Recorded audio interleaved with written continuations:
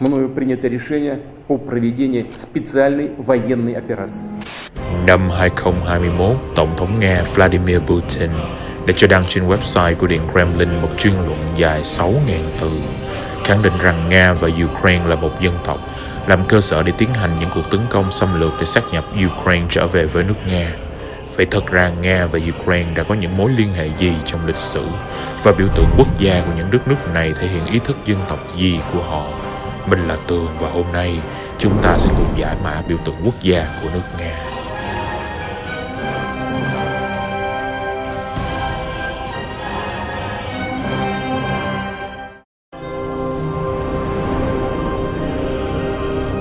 Nga là quốc gia có diện tích lớn nhất trên trái đất, với lãnh thổ trải dài từ Đông Âu cho đến Bắc Á. Với trữ lượng khoáng sản và năng lượng lớn nhất trên thế giới, đây chính là một siêu cường năng lượng của toàn cầu. Nhưng mà từ đâu nước Nga mới sở hữu được một lãnh thổ khổng lồ như vậy?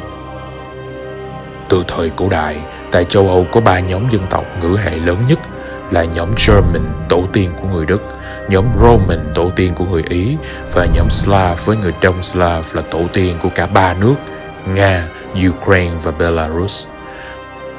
Vào thế kỷ thứ 9, người Đông Slav đã cùng người Viking từ Bắc Âu đến thành lập nên nhà nước đầu tiên của họ là Kiev Rus. Từ Rus có nghĩa là những người chèo thuyền, còn Kiev chính là kinh đô của vương quốc, cũng chính là thủ đô của nước Ukraine ngày nay. Vì vậy có thể nói vào buổi đầu lịch sử, cả 3 đất nước hiện đại, Nga, Ukraine và Belarus đều đã có chung một tổ tiên và quê hương ở kinh đô Kiev.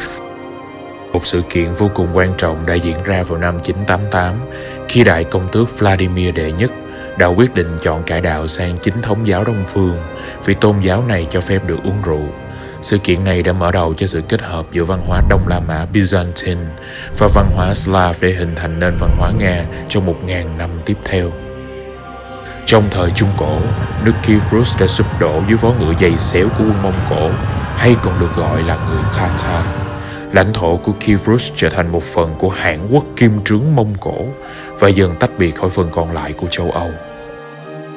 Trong những thế kỷ tiếp theo, Moscow đã trở thành một trung tâm văn hóa lớn mạnh. Đại thân vương Ivan đệ Tam cuối cùng cũng đã lật đổ sự cai trị của người Tatar, kết hôn với công chúa của đế chế Byzantine là Sofia Belaiolochina và tuyên bố kế thừa những di sản của đế chế này. Đến thế kỷ thứ 18, Nga chuyển mình trở thành một đế quốc hùng mạnh dưới thời của Peter Đại Đế, người cha của tổ quốc, đã tiến hành cải cách hiện đại hóa nước Nga theo phương Tây. Tên gọi Russia cũng có từ thời kỳ này, thể hiện di sản kế thừa từ văn hóa của nước Kiev Rus cổ đại. Đến thời hiện đại, những học thuyết về chính trị, kinh tế của triết gia người Đức Karl Marx đã hình thành nên chủ nghĩa cộng sản, dẫn đến cuộc cách mạng tháng 10 tại Nga được dẫn dắt bởi Vladimir Lenin, lật đổ Sa Hoàng và thành lập nên Liên bang Xô Viết, thế lực mà sau này đã đóng vai trò chính trong chiến thắng của quân đồng minh trước Đức Quốc xã trong Thế chiến thứ hai, trở thành một siêu cường quốc đối chọi với Mỹ và phương Tây trong chiến tranh lạnh. Khi Liên Xô tan rã, 15 quốc gia đã tách ra độc lập, trong đó Nga đã tách ra vào ngày 12 tháng 6 năm 1992. Dưới thời Tổng thống Vladimir Putin, Nga vẫn mong muốn khôi phục lại một liên minh hùng mạnh như Liên Xô khi xưa để giữ vững được cương vị đối trọng với Mỹ và phương Tây. Ukraine được xem là một người láng giềng thân cận nhất, thậm chí được Putin coi là một phần của nước Nga. Vì thế mà khi Ukraine càng ngày càng muốn trở thành một phần của thế giới phương Tây, thì những cuộc tấn công xâm lược của Nga hiện nay là điều dường như không thể tránh khỏi. Khi nói đến biểu tượng quốc gia của nước Nga vĩ đại, người ta thường nghĩ đến hình ảnh của con gấu Nga. Nhưng thực ra đây là một hình tượng biếm họa thể hiện cái nhìn mỉa mai của phương Tây về nước Nga. Một con vật to lớn hùng mạnh nhưng mà lại rất cục súc và vụng về. Thật ra biểu tượng quốc gia chính thức của nước Nga là một biểu tượng cao quý và bá đạo hơn rất nhiều. Đó là con đại bàng hai đầu, một biểu tượng có nguồn gốc từ tận thời cổ đại. Hình tượng con đại bàng hai đầu được cho là xuất hiện sớm nhất trong nền văn minh Lưỡng Hà để đại diện cho các bậc thần linh tối cao ngự trị trên bầu trời. Sau đó nó xuất hiện nổi bật trong nền văn minh Hittite ở vùng Tiểu Á thuộc Thổ Nhĩ Kỳ ngày nay. Đặc điểm hai đầu dị dạng của con đại bàng khiến người ta phải kinh sợ. Vì thế mà nó trở thành biểu tượng của quyền lực tối cao. Nó tiếp tục được các vương triều Hồi giáo người Thổ Seljuk tại Tiểu Á thừa kế, nhưng chỉ thực sự cất cánh lên một tầm cao mới khi được đế chế Đông La Mã Byzantine sử dụng vào thời Trung Cổ. Vậy trước hết, chúng ta cần phải hiểu đế chế Đông La Mã là gì. Câu hỏi này dẫn chúng ta trở về với nhân vật Constantine Đại Đế, vị hoàng đế đã đưa toàn bộ đế chế La Mã cải đạo sang Công giáo mà tụi mình đã giới thiệu trong video về biểu tượng cây thánh giá. Năm 330, Constantine đã dời kinh đô của đế chế La Mã từ thành Rome ở Ý đến thành phố Byzantium tại Hy Lạp và đặt lại tên thành phố theo tên mình là Constantinople. Còn đế chế La Mã mới này ở phương Đông được gọi là Byzantine.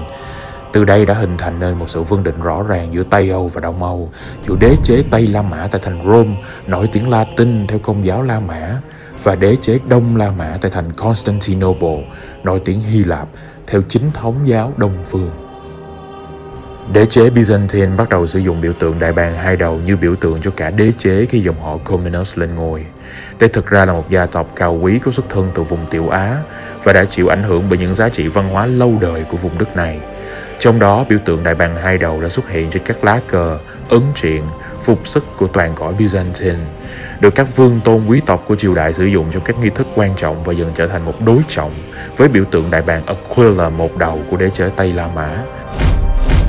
Như vậy, đại bàng hai đầu lúc này là biểu tượng thể hiện cho sự cai trị châu Âu của các nhà vua đến từ phương Đông. Hai cái đầu trên cùng một cơ thể của nó tượng trưng cho quyền lực thống nhất tuyệt đối ở cả phương Tây và phương Đông.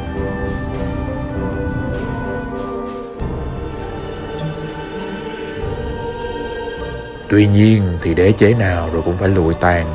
Thành Constantinople cuối cùng đã sụp đổ khi bị đế chế Ottoman của người Thổ chinh phục vào năm 1453 và bị đổi tên thành Istanbul, chính là Thổ Nhĩ Kỳ ngày nay.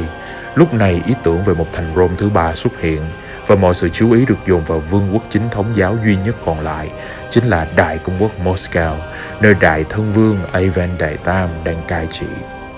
Là một trong những vị quân vương cai trị lâu nhất trong lịch sử nước Nga, Ivan Đệ Tam còn được gọi là Ivan Đại Đế vì những thành tựu vĩ đại trong thời gian trị vì của mình. Ông đôi khi còn được gọi là người lấy đất cho nước Nga vì đã giúp nước Nga tăng gấp 3 lần diện tích lãnh thổ của mình qua các cuộc chiến tranh cũng như là thừa kế. Ông còn là người kết thúc thời đại cai trị của người Mông Cổ Tatar, khôi phục lại nền độc lập của nước Nga, tân trang lại điện Kremlin và đặt nền tảng cho nước Nga sau này.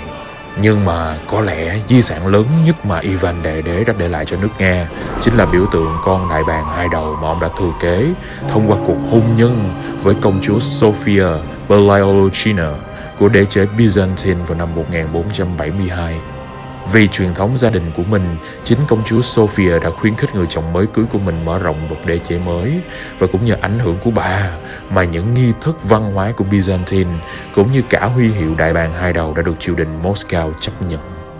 Đám cưới lịch sử này đã xác nhận sự kế tục một cách chính thức của nước Nga đối với các di sản của Đông La Mã, trở thành thế lực hùng mạnh tiếp theo tại Đông Âu, và con đại bàng hai đầu tiếp tục được kế thừa bởi các đời Nga hoàng sau này cho đến tận thời hiện đại. Ngày nay, biểu tượng của đại bàng hai đầu này trên quốc huy của nước Nga vẫn là một hình ảnh của quyền lực và sức mạnh siêu cường ở cả phương Đông và phương Tây, ở cả châu Á và châu Âu, là nhà nước sở hữu lãnh thổ rộng lớn nhất trên trái đất. Như vậy có nghĩa là nếu con đại bàng một đầu Aquila là biểu tượng cho di sản của đế chế Tây La Mã tại thành Rome, được các quốc gia phương Tây và Mỹ thừa hưởng, thì con đại bàng hai đầu là di sản của đế chế Đông La Mã Byzantine, được nước Nga ở phương Đông chính thức kế thừa và sẽ luôn là một đại kình địch với phương Tây. Ok, mình hy vọng các bạn đã học được một điều mới trong hôm nay và sẽ có cảm hứng học một điều mới nữa trong ngày mai. Bạn còn từng nhìn thấy biểu tượng này ở đâu nữa? Hãy thảo luận cùng tụi mình ở phần comment và ủng hộ team bằng cách nhấn vào 3 nút bấm này nha.